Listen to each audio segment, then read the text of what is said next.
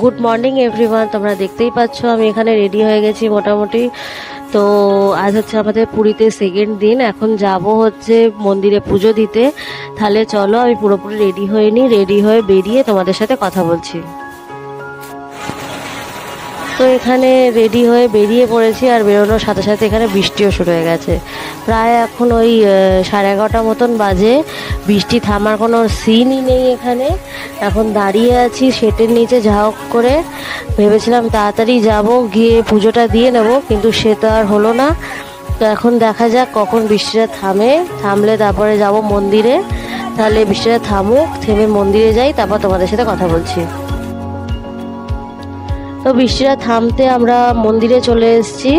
এখানে প্রচণ্ড ভিড়, পুজো দেবো কী করে সেটাই ভাবছি, অনেক লাইন পড়েছে। তাহলে চলো আগে পুজোটা দিয়ে নিই, আর অনেকটা বেলাও হয়ে গেছে। তাহলে চলো আগে পুজোটা দিয়ে নিই, তারপরে হোটেলে গিয়ে তোমাদের সাথে কথা বলছি।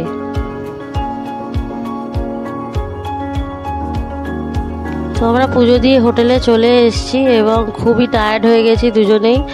তো খিদেও পেয়ে গেছে, অনেকটা বেলাও হয়ে গেছে। এখানে আমাদের ভোগও দিয়ে দিয়েছে, তোমরা দেখতে পাচ্ছ। আমাদের এখানে মালপো থেকে ক্ষীর অনেক কিছুই দিয়েছে, অনেকটা পরিমাণ দিয়েছে, মানে 2-3 জন খেয়ে নিতে পারবে, 3-4 জন। তো এতটাই ভোগ দিয়েছে। তাহলে চলো আমরা খেয়ে নিই।